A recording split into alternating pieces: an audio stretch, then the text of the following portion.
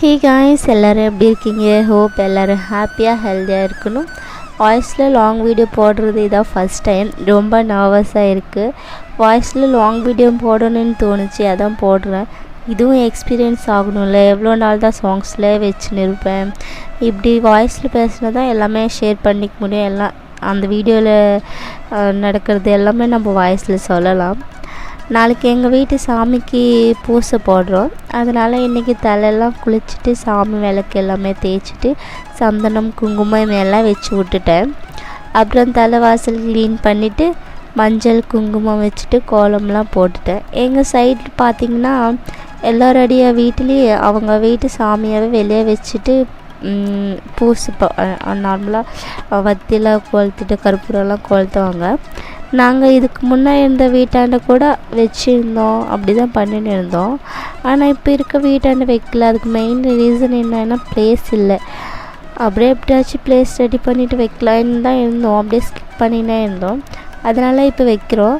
அப்படியே பூசை போடலான்னு தான் எல்லாமே ரெடி பண்ணின்னு இருந்தேன். நார்மலானா எல்லாமே ஒரே நாள் தான் செய்வாங்க. இந்த குங்குமம் மஞ்சள் வைக்கிறது, கோலம் போடுறது, வீடு துடைக்கிறது எல்லாமே நான் வந்து 2 டேஸாக டிவைட் பண்ணிட்டேன். ஏன்னா சாட்டர்டே நார்மலாகவே நான் வீடெலாம் க்ளீன் பண்ணிவிட்டு சாமிக்கு போட்டு வச்சுப்பேன். வந்து கொஞ்சம் ஸ்பெஷலாகவே செய்வேன். அதனால் கொஞ்சம் பாதி வேலையெல்லாம் அண்ணன் முடிச்சிட்டேன். சண்டே மட்டும் சமைக்கிற வேலை மட்டும்தான் மிச்சம் வச்சுருந்தேன். தலைவாசலுக்கு பொட்டெலாம் வச்சுட்டு கோலம் போட்ட பிறகு எவ்வளோ அழகாக இருக்கும் பாருங்கள். அப்புறம் டோருக்கு மிடில் 3 இடத்துல மஞ்சள் வச்சுட்டு குங்கத்தில் ஓம் சூலம் அப்புறம் ஸ்வஸ்திக் போடுவேன். ஏன்னா இது வந்து ரொம்ப நல்லதுன்னு சொல்கிறாங்க வீட்டுக்கு. நான் நிறைய வீடியோஸில் பார்த்தேன். அது இல்லாமல் நிறைய வீட்டாண்டு கூட நான் பார்த்துருக்கேன். அதனால தான் எப்பவுமே இந்த 3 சிம்பிள் டோருக்கு போட்டுடுவேன். டோருக்கு குங்குமம் சரியாக ஒட்டவே ஒட்டாது. அதனால எப்படியோ ட்ரை பண்ணிவிட்டு போட்டுடுவேன்.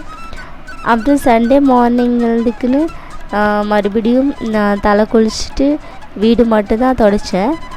சாட்டர்டேவே எல்லாம் முடிச்சுட்டு இல்லை. அதனால் வந்து சண்டே வந்து பெரிய வேலை எதுவுமே இல்லை.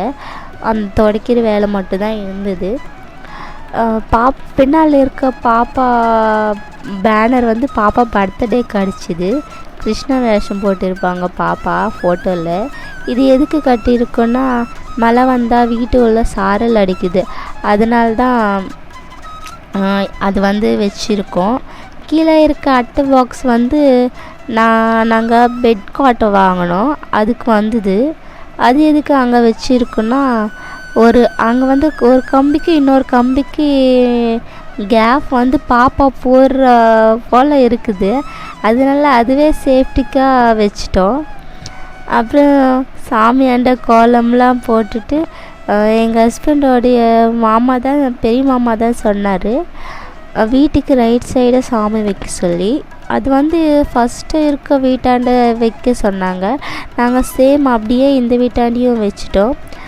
மார்னிங்கு இருந்த வேலையெல்லாம் முடிச்சுட்டு அப்புறம் ஈவினிங்காக தான் சமைக்கிற வேலையவே ஸ்டார்ட் பண்ணேன்.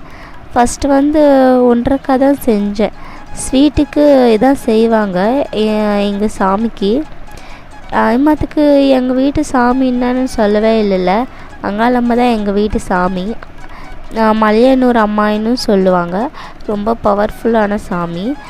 இந்த சாமி டெம்பிள் வந்து மலையனூரில் இருக்கோம். நாங்கள் எவ்ரி இயர் போயிட்டு வருவோம்.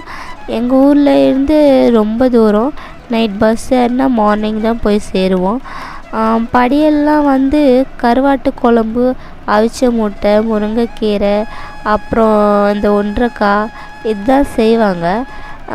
இந்த வாட்டி வந்து முருங்கைக்கீரை இல்லை. கீரை எல்லாமே பூச்சி வந்துட்டு இருந்தது. அதனால் கீரை வைக்கல. 1.5 நல்லா சாஃப்டாக வந்து இருந்தது. அப்புறம் வந்து பாப்பாவுக்கு பால்லாம் காய்ச்சிட்டு நாங்கள் டீலாம் போட்டு குடிச்சிட்டு கருவாட்டு குழம்பு ஸ்டார்ட் பண்ணேன்.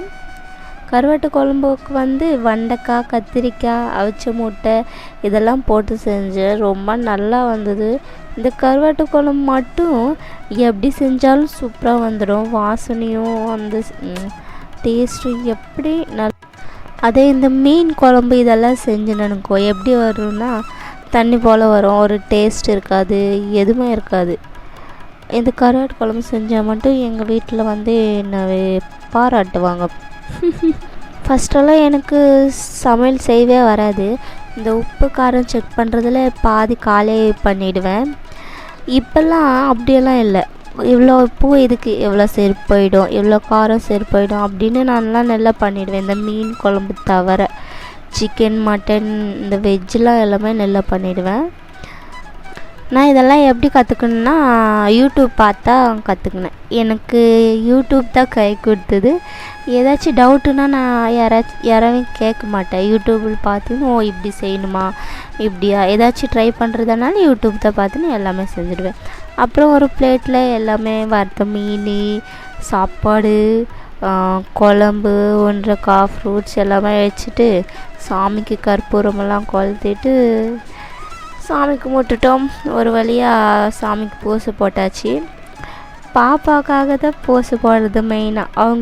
அவங்களுக்கு ரொம்ப நாளாகவே உடம்பு சரியில்லை, அதனால தான் போடுறோம். உடம்பெல்லாம் இப்போ சரியாக தான் ஆயிடுச்சு. ஆனால் எதுவுமே சாப்பிட